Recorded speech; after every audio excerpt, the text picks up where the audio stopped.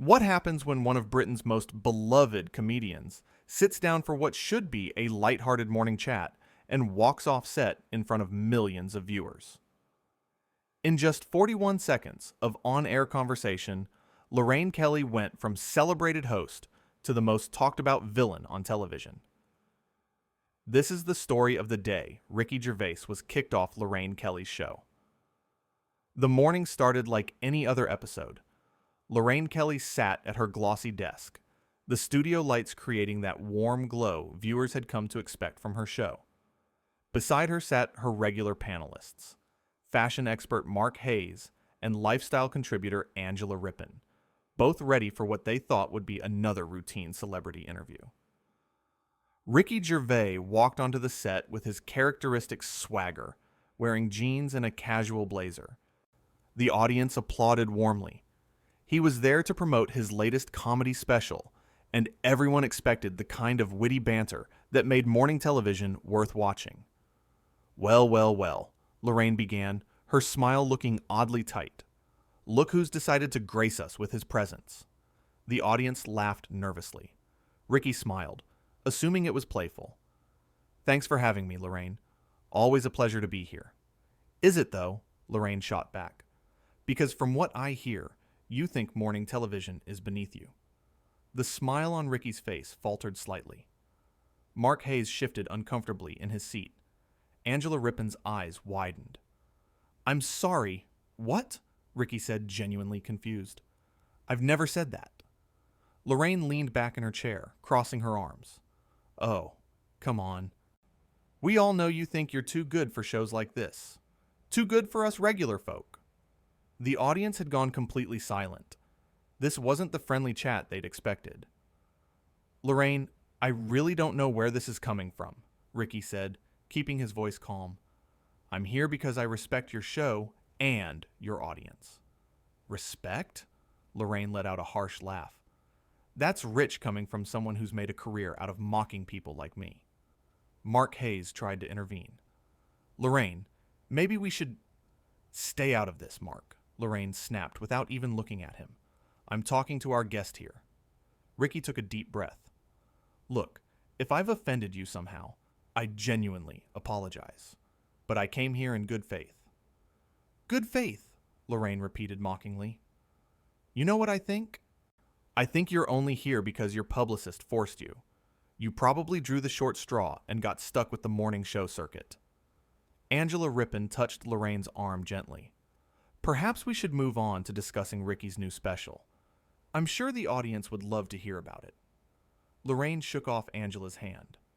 Oh, I'm sure they would.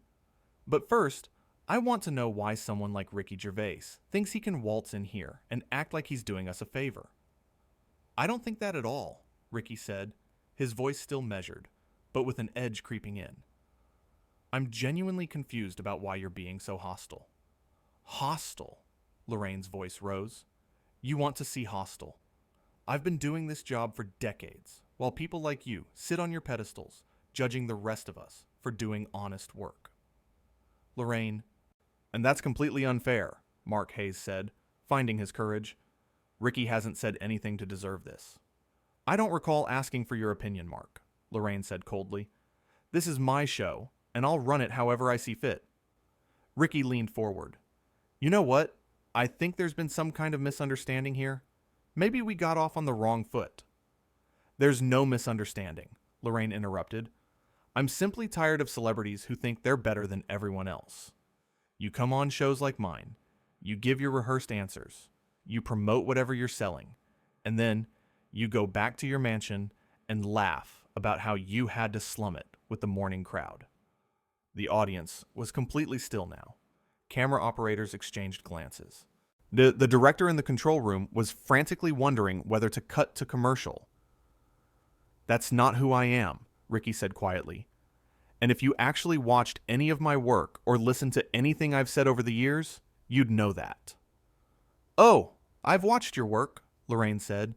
I've seen how you tear people down for laughs, how you make fun of anyone who doesn't meet your standards. Angela tried again. Lorraine, love, I really think we need to take a breath here. I'm perfectly calm, Angela. Lorraine said through gritted teeth. I'm just finally saying what everyone in morning television has been thinking for years. And what's that exactly? Ricky asked. That you and people like you are parasites, Lorraine said, her voice venomous. You feed off shows like ours for publicity. But you have nothing but contempt for us. Mark Hayes stood up. Lorraine, this has gone too far. You can't speak to a guest like this. Sit down, Mark, Lorraine commanded. Or you can leave too. Mark remained standing. I've worked with you for 8 years, and I've never seen you act like this. This isn't professional. Professional? Lorraine laughed bitterly. I'm being more professional than our guest deserves. At least I'm being honest instead of fake. Ricky shook his head slowly. You know, I've done thousands of interviews over the years. I've been challenged. I've been asked tough questions. I've even been criticized to my face. And that's all fine. That's part of the job. But this, he gestured around the set, this isn't an interview. This is you using me as a punching bag for whatever personal issue you're dealing with. How dare you psychoanalyze me, Lorraine snapped. You don't know anything about me. You're right, I don't, Ricky agreed. But I know enough to recognize when someone is taking their frustrations out on the wrong person. Lorraine stood up now, too. Get off my set. I'm sorry, Ricky said. You heard me. Get off my set. I don't want you here. Angela gasped. Lorraine, you can't just... It's my name on the show, Angela. I can do whatever I want. Now, Ricky, leave. Ricky stood slowly, maintaining his composure. You know what the sad thing is? I actually admire the work you do. Morning television is hard. It takes skill and dedication. But this right here, what you're doing, this isn't worthy of someone with your experience. Save your patronizing compliments, Lorraine said. Just go. Lorraine, please, Mark said. Think about what you're doing. I know exactly what I'm doing, Lorraine said. I'm standing up for myself and every other morning show host who's been looked down on by the comedy elite. But Ricky hasn't looked down on you, Angela protested. He's been nothing but polite. Whose side are you on? Lorraine turned on Angela. Are you part of my team or his? There shouldn't be sides, Angela said. This is supposed to be a talk show, not a war zone. Ricky began removing his microphone. I'll save you the trouble of having security escort me out. I can find my own way. Good, Lorraine said, and don't expect to be invited back. I wouldn't dream of it, Ricky said quietly. As he began to walk toward the exit, Lorraine called after him. And you can tell all your comedy friends what happened here today. Tell them how Lorraine Kelly finally had the guts to stand up to people like you. Ricky stopped and turned back. You want to know what I'll tell people? I'll tell them that I met someone who let their ego get in the way of doing their job. Someone who attacked a guest for no reason other than their own insecurity. And that's not standing up for yourself, Lorraine. That's just sad. Get out! Lorraine screamed, her composure finally shattering completely. Mark Hayes stepped forward. I'm going with him. Fine, Lorraine shouted. Anyone else want to leave? Angela? Angela looked torn, glancing between Lorraine and the two men walking off set. Lorraine, I think you need to take a break. This isn't you. This is exactly me, Lorraine said. This is me finally being real instead of playing the nice hostess for people who don't deserve it. By now, Ricky had reached the edge of the set. He turned one more time. For what it's worth, I came here today with nothing but respect. I'm sorry you couldn't see that. I don't need your pity, Lorraine spat. It's not pity, Ricky said. It's disappointment. With that, he walked off the set, Mark Hayes following behind him. The cameras captured Lorraine standing alone at her desk, Angela sitting frozen in her chair, and an audience that looked absolutely shell-shocked. The silence in the studio was deafening. Lorraine looked around at the crew, at the cameras, at the audience staring at her with a mixture of confusion and concern. Well, she said, and her voice shaking slightly now, I suppose we should go to commercial. But before the director could cut away, Angela spoke up. Lorraine, what just happened? I told you what happened, Lorraine said, but her earlier conviction was wavering. I stood up for myself. By attacking someone who did nothing wrong, Angela said softly. Lorraine, I've known you for years. That man came here to do an interview, and you tore into him from the moment he sat down.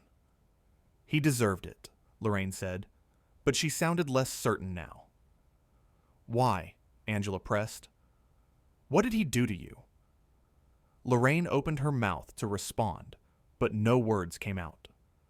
She looked at the empty chair where Ricky had been sitting, then at the audience, then at the cameras still rolling.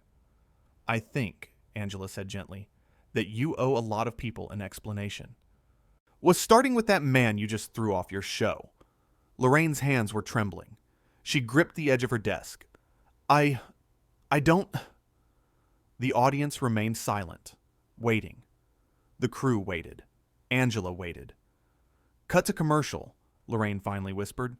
Please, just cut to commercial. But the damage was done. In less than 15 minutes, what should have been a pleasant interview had turned into a disaster. Ricky Gervais, the guest who had arrived ready to promote his work and engage in friendly conversation, had been verbally assaulted and thrown off set for crimes he didn't commit. Backstage, Ricky was removing the last of his microphone pack when a production assistant approached him nervously. Mr. Gervais, I'm so sorry about what happened. We've never... It's okay, Ricky said calmly. Not your fault.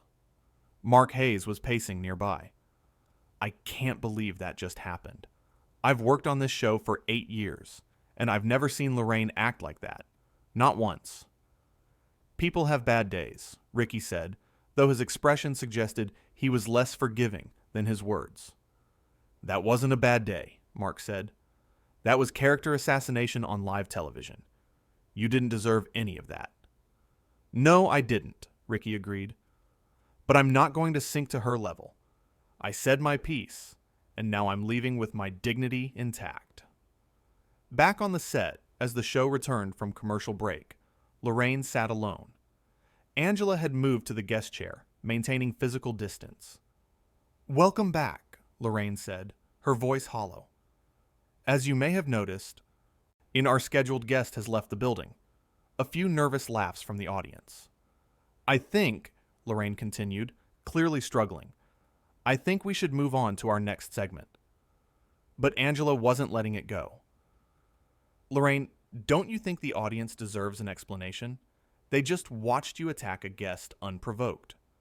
It wasn't unprovoked, Lorraine said defensively. What was the provocation then? Angela asked. Please, tell us all, because from where I was sitting, Ricky Gervais did absolutely nothing wrong. Lorraine's jaw tightened. He represents everything that's wrong with the entertainment industry. The arrogance, the superiority complex. He said 4 sentences before you started attacking him, Angela interrupted.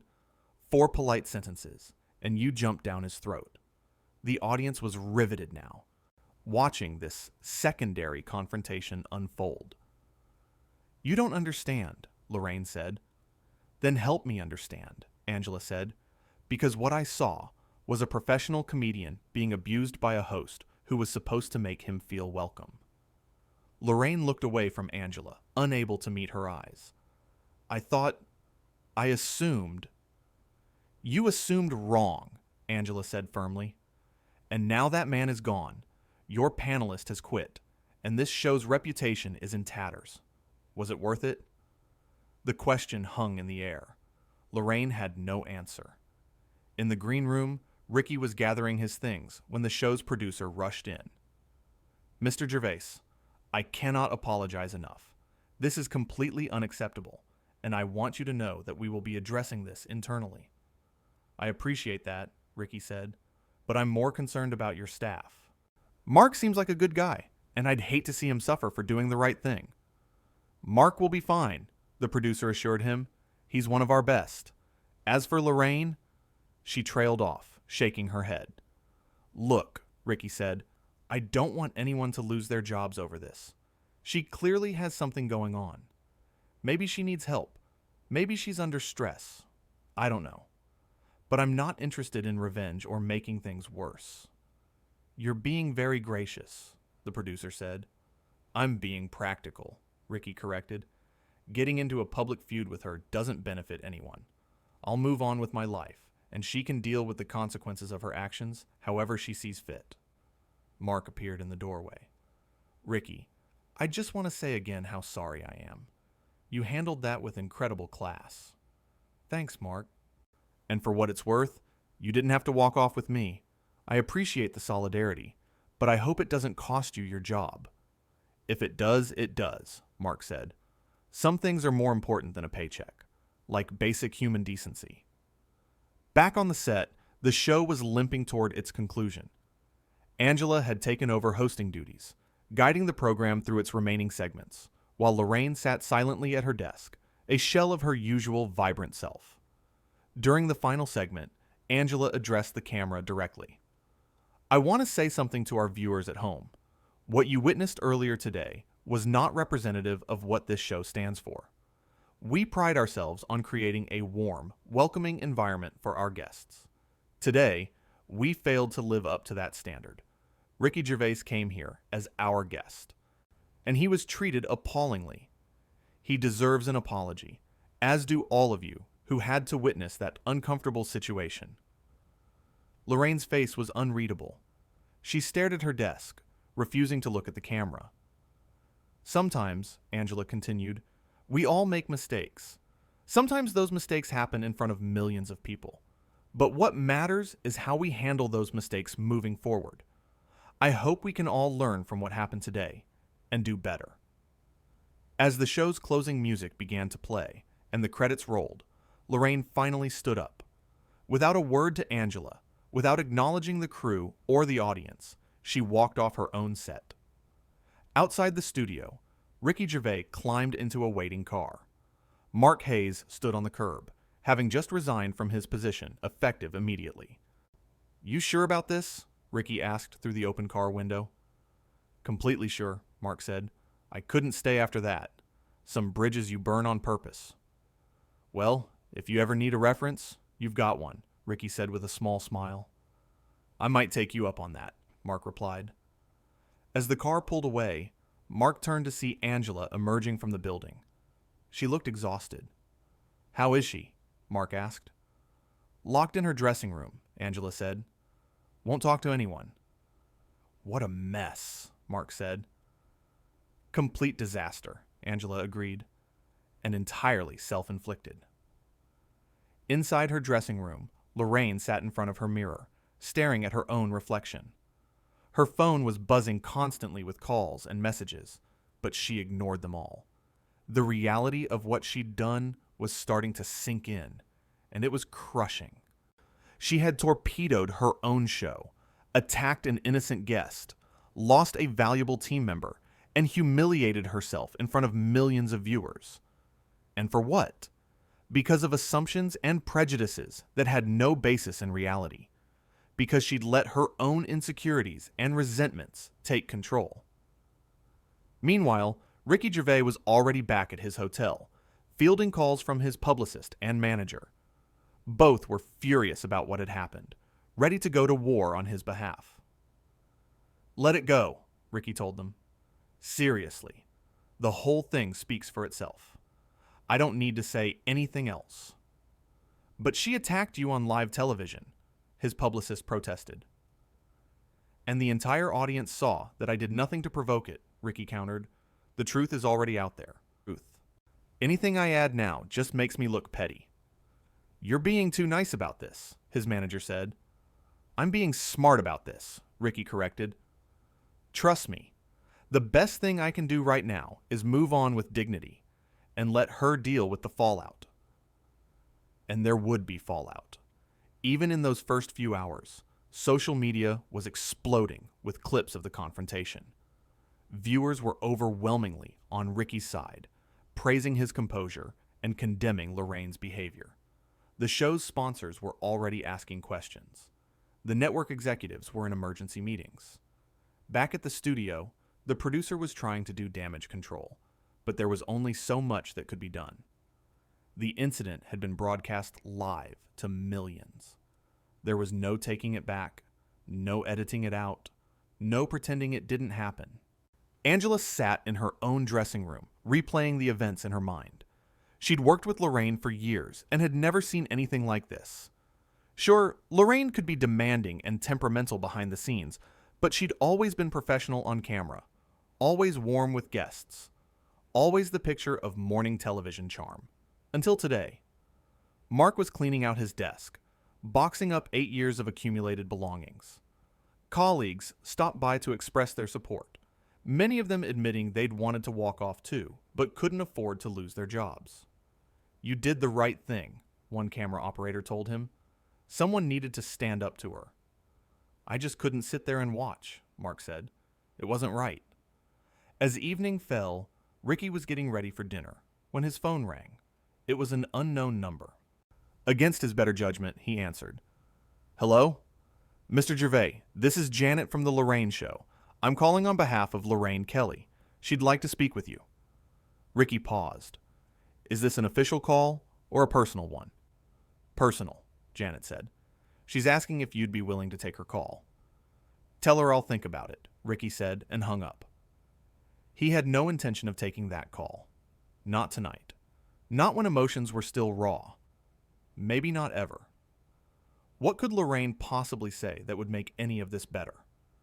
In her dressing room, still refusing to leave, Lorraine received the message that Ricky wasn't taking her call. She nodded numbly. She'd expected as much. The question now was what came next.